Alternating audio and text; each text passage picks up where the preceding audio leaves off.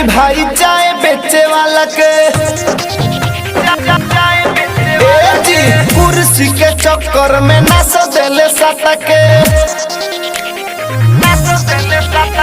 सुन लो कहानी भाई चाय बेचे वाला के कुर्सी के चक्कर में नाच देले साता के तो यारमी के जिंदगी के साथ खेले वाला हवे चाय बेचे वाला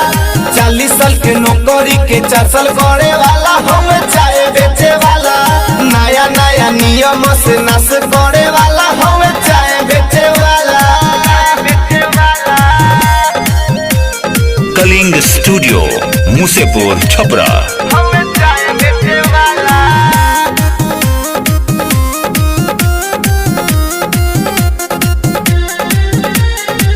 पहले कोरोना के कोइले बहाना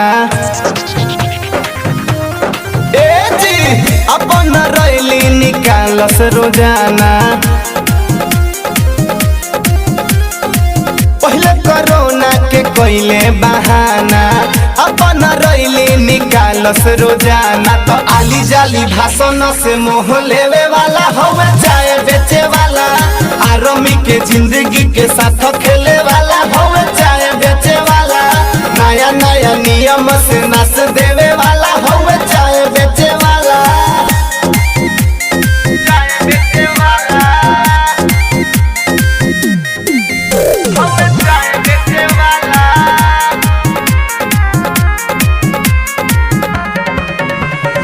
म्यूजिक बाय मंटू मनी।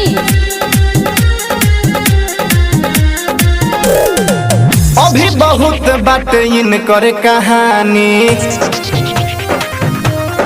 ए जी कुर्सी पर बैठी करेले मन मानी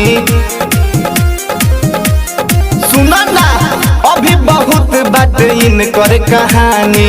कुर्सी पर बैठी करेले मन मानी तो जय राम जखमी के साथ ना सोहाला हई चाय बेचे वाला आर्मी के जिंदगी के साथ खेले वाला हवे चाय बेचे वाला 40 साल के नौकरी के 4 साल करे वाला हई